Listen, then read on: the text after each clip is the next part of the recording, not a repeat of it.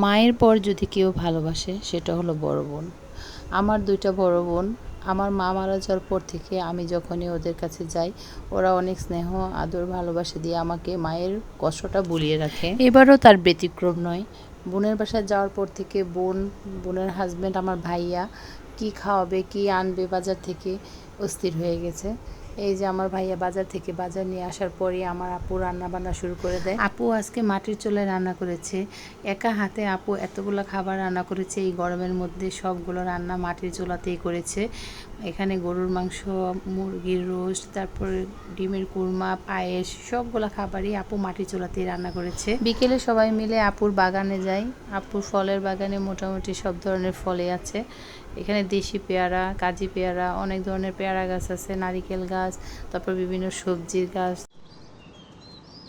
এই পেয়ারা গাছটা এত ছোট, একদম মাটিতে লেগে আছে পেয়ারাগুলো, কি সুন্দর লাগছে। তো আপু বলতেছে একটা তুলে নাও, তো আমিও একটা উঠিয়ে নিলাম। এই দেখেন বালি লেগে আছে পেয়ারার মধ্যে, একদম মাটির মধ্যে লেগে আছে পেয়ারাগুলো।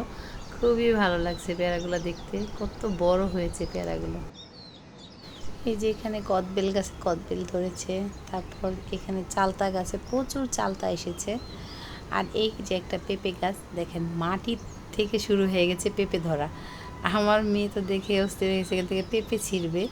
তো ও একদম ছোট্ট পেঁপে এটাও ছিঁড়ে নিয়েছে। এই তো আমরা আপুর পুরা বাগানটা ঘুরে ঘুরে দেখছিলাম।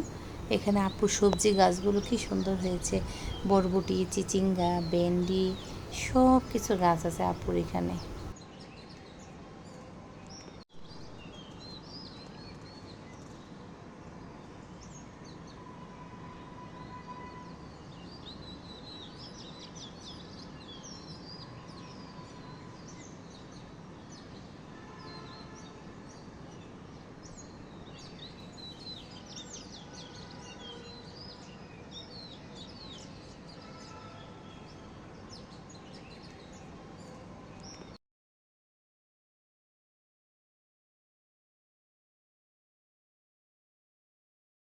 এই তো সন্ধ্যায় আপু আবার সবার জন্য চিকেন উইংস বানিয়েছে।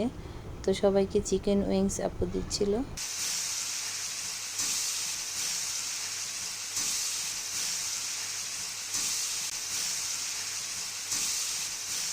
এখানে চিতই পিঠার জন্য ব্যাটারটা রেডি করে নিল। তারপর রাতে সবার জন্য আবার চিতই পিঠা বানালো মাটির চুলাতেই। পিঠার সাথে আপু কয়েক আইটেমের ভর্তা করেছে আর গরুর মাংস দিয়েছে। আসলে ওই ভিডিওগুলো নিতে আমার মনে ছিল না, তাই নেওয়া হয়নি।